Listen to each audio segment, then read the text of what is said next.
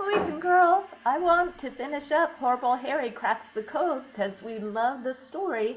Remember, Harry was looking to figure out who was going to get the orange star first. So I'm going to try to finish this so you guys won't be in suspense for too long. So the next chapter is called The First Orange Star Winner. At lunchtime, we all lined up to go to the cafeteria. Dexter was first, then Zuzu, Sydney, Ida, Song Lee, Mary, Harry, and me. Will the fourth person in line get this lucky lunch tray, Harry? I whispered. I'm not so sure, Harry whispered back. We'll just have to wait and see. Mary had her fingers crossed as we snaked our line in the kitchen. Song Lee was wearing a special charm necklace. Pigs mean good luck in Korea, she said. I hope they bring me good luck today. Mrs. Funderburk had our stack of trays hidden behind a poster. Each time she reached for a tray, she plopped a milk carton or juice box on the top before she moved it out to the counter where we were. No one could see if there was a sticker underneath. As we scooted through the line, we could see the two cafeteria ladies with their plastic gloves helping Mrs. Funderburk. One aide dropped chicken nuggets in the middle compartment and a handful of French fries in another. She passed the lunch tray down to the next aide, who filled the remaining compartments with a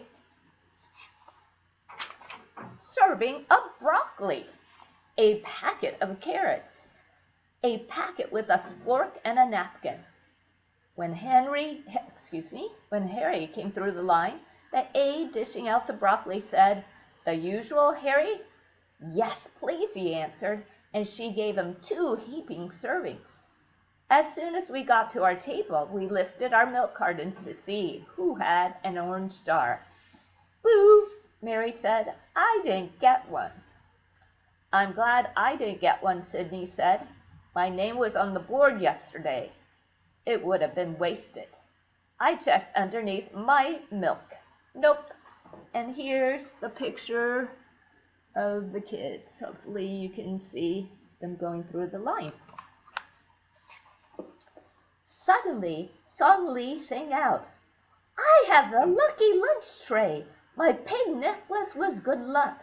I'm so happy I wore it today. See my orange star?" Harry and I looked at the star, then at each other. Song Lee was not the 3rd or 4th person in line. She was the 5th person in line. Song Lee peeled the orange sticker off her tray, jumped out of her seat, and hurried to the kitchen. Harry and I went into deep thought.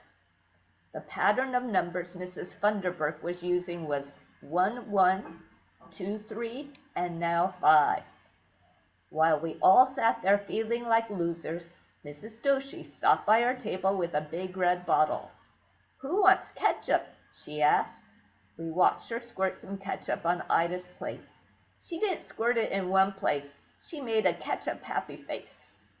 "Oh, that's so cute. Can I have one too?" Mary asked. "Sure," Mrs. Doshi said. "You know how to use ketchup packets properly."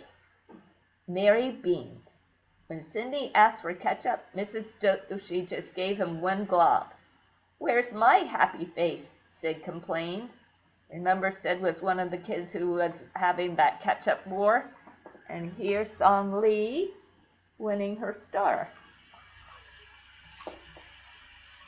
Suddenly, Mr. Skooghammer, our computer teacher, walked into the cafeteria.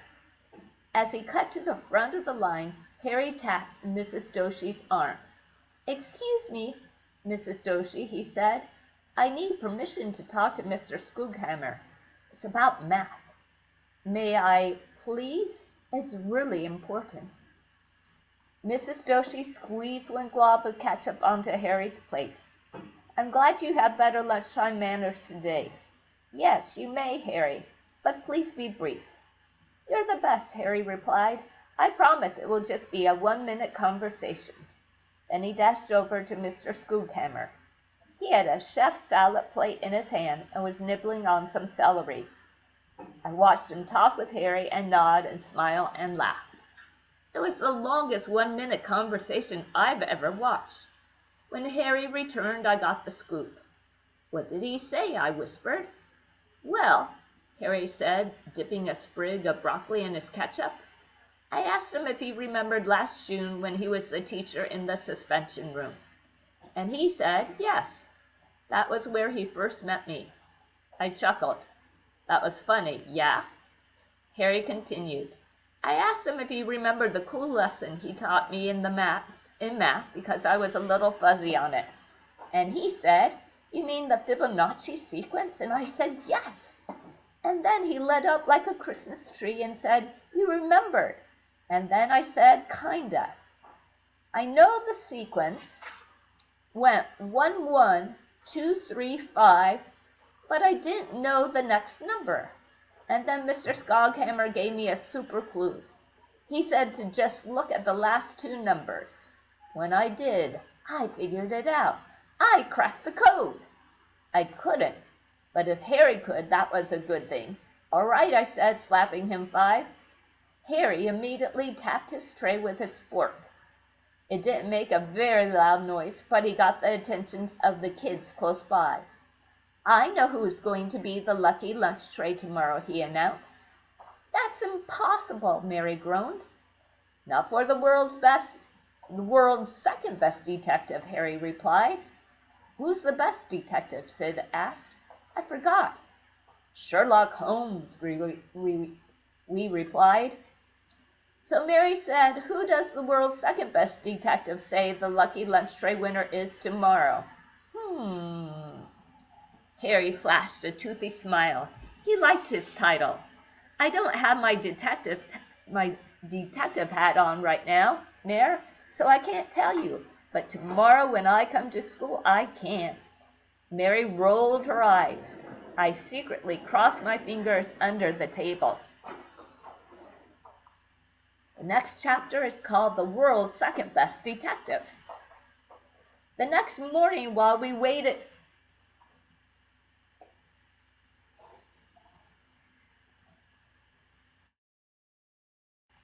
back, boys and girls. Sorry about that. We were just checking if I had enough time to finish the book.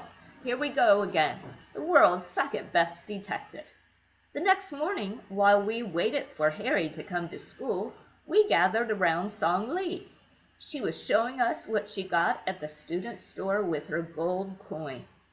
Ooh, Ida said, a pen with a peacock feather at the end? Show us how it works, Mary said, please. Song Lee wrote 7 words in her notebook. I got a pretty rainbow pen today.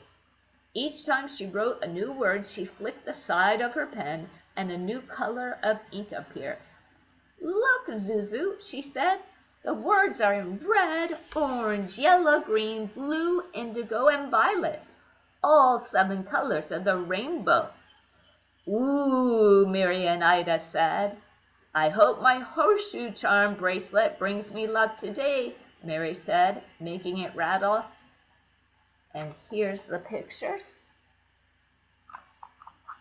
I want the next gold coin. I want to get a rainbow pen too.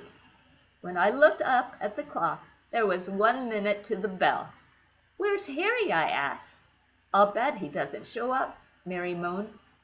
He doesn't know who is going to get the lucky lunch tray today. You're right, Mare, a voice sang out from the hall. It's Harry, everyone said. He was wearing his detective hat. Mary beamed. She loved being right. Well, actually, Mare, Harry continued, you're half right. I don't know who will get the lucky lunch tray, but he said, tapping his pocket, I do know where a person has to stand in line to get it. We watched Harry reach into his pocket. After a lot of investigating, I found out Mrs. Funderburk is using the Fibonacci sequence.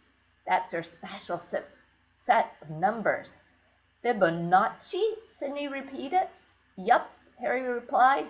He's the guy who discovered the code. You know the lucky place where someone has to stand today? Zuzu asked. I sure do, Harry said, holding up a folded piece of paper. Got it written down. Then tell us now, Mary demanded. Can't, Harry said, tucking his paper back into his pocket. It would spoil the surprise. When will you tell us? Zuzu asked. When everyone's in the lunch line. Harry said just before we stepped into the kitchen. Ah, we groaned. Hey, I just solved a tough case with only 2 clues. You have to be patient for my solution, Harry said, hanging up his detective hat. Mary folded her arms. I bet I know which place it will be in line, she said with a grin. We'll see, Harry said, walking to his seat. I was sure glad he did something fun in class that morning because the minutes were ticking away like hours. We couldn't wait to find out the second winner. Miss Mackle set up a science demonstration.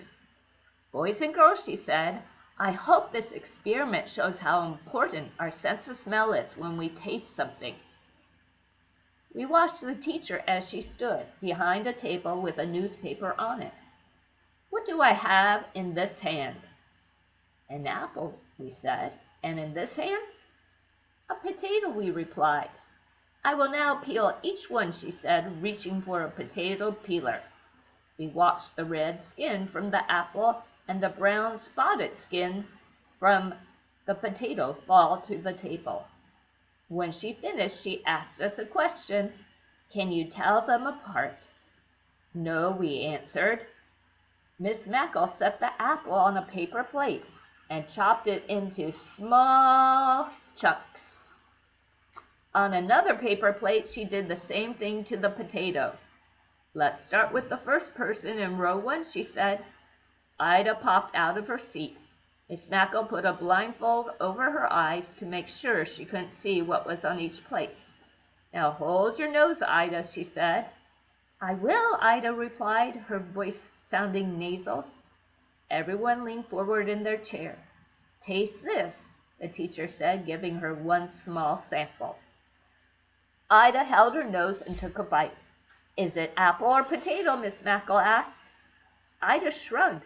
I don't know. It just tastes crunchy. Taste it now without holding your nose, the teacher said. Ida took her fingers away and tasted the sample. It's an apple. We need our schnoz to taste stuff, Harry blurted out. We sure do, Miss Mackle replied. And here she's blindfolded and trying the apple and the potato. Our sense of taste depends on our sense of smell. Next, by the time everyone got a turn, it was almost lunchtime. We couldn't wait. As soon as the bell rang, we lined up and hurried down the cafeteria. Harry had his detective hat on. So, who is in the lucky place, Harry? Zuzu asked. Mary answered before he could say one word. It has to be the 6th place because that's where Harry is standing, Mary snapped. If he knows what place in line is going to get the lucky lunch tray, he'll be standing in that place. Harry wants that light-up wiffle ball from the student store. That's true, Harry said. I do want the wiffle ball, but I'm not standing in the lucky place. Harry took out a piece of paper from his pocket and read it. The 8th person is it, he announced. He turned around and quickly counted. Sydney, everyone replied. Sydney was clapping his hands and jumping up and down. Did you guys get a chance to see Sydney? I did it so quickly. Save your energy, Mary said. Harry botched up his last case, remember? Sid stopped jumping and made a face. One by one, Mrs. Funderburk handed us our blue lunch tray with a milk carton on it. A few people asked for juice instead. One by one, the cafeteria aides added a large square of pizza, a bag of carrots, a plastic container of applesauce, a big chocolate chip cookie, and a packet with a spork and napkin.